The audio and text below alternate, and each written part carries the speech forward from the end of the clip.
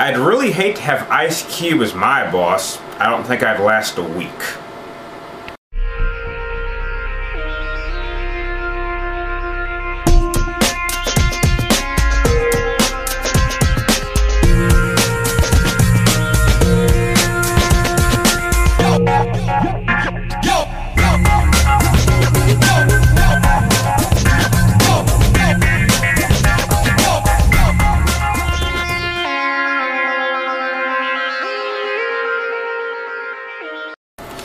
"21st Jump Street" is, I guess I'm not quite sure if you can call it a movie reboot because it's from an old 80s TV cop show starring Johnny Depp, and they've kind of revamped it for modern days, and it's starring Jonah Hill,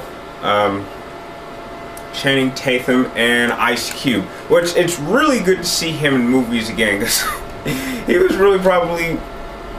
He really did a lot of comedy, and it really worked in this movie.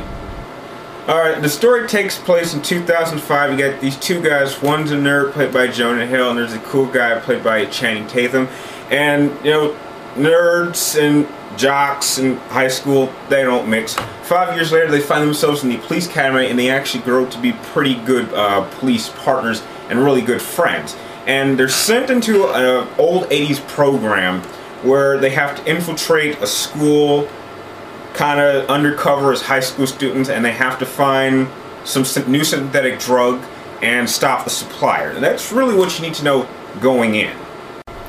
Now, the one thing I really enjoyed about this movie is that it's a very funny movie with a lot of serious tones. However, the movie is very self-aware and actually kind of follows some of the cliches. Like, for example, there's a scene where there's a highway speed chase, and multiple times they're doing stuff and shooting at things that are supposed to explode, like you would usually see in any action movie that's supposed to just blow up, and it just doesn't, and they're kind of like, wow, I was really sure that was going to blow up. It's like, yeah, me too. It's like, why didn't it do anything? So I really give the movie credit for being self-aware, knowing what it's going to do, and you're kind of still, and you still go with it. And that's something you really don't see much in, you know, comedy buddy movies these days. Now, I will say this. I have not had this much fun going to see a buddy comedy just flick since, I believe, Green Hornet, which was actually the first movie I saw in 2011. And this is definitely better. And I'm probably going to give it this same score by the end of the review.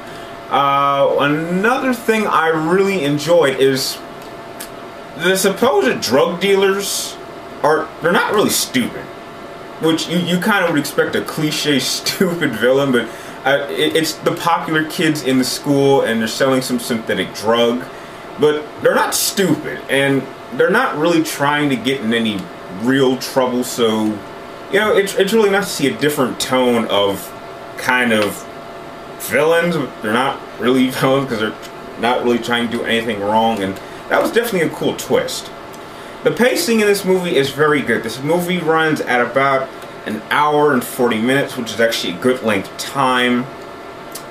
There are really no boring sections. You can really watch it from beginning to end and not feel bored. I mean, just when it kind of gets to that point where you're kind of like, come on, get on with it, you don't get that feeling. It just, everything keeps going. It's like boom, boom, boom, boom, boom.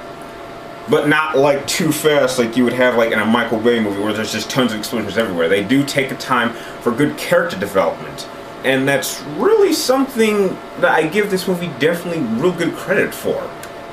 Now, I will say this. Near the end of this movie, there is a cameo which by far has to be the greatest cameo I've ever seen in a movie ever. I would even say it's better than Bill Murray's cameo in Zombieland. Trust me, go check it out. It's like maybe 3 minutes long, but trust me, your mouth's gonna drop, because mine certainly did. This is an absolutely great movie. I'm definitely gonna plan on seeing this twice.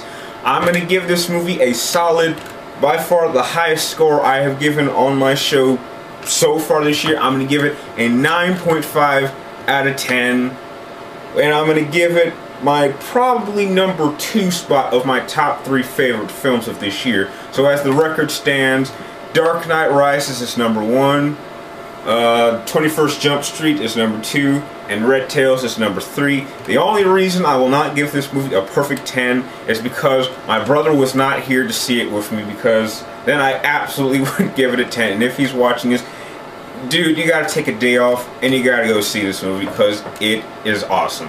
If you like this review, please like, comment down below, subscribe up top, and like always, I will see you later.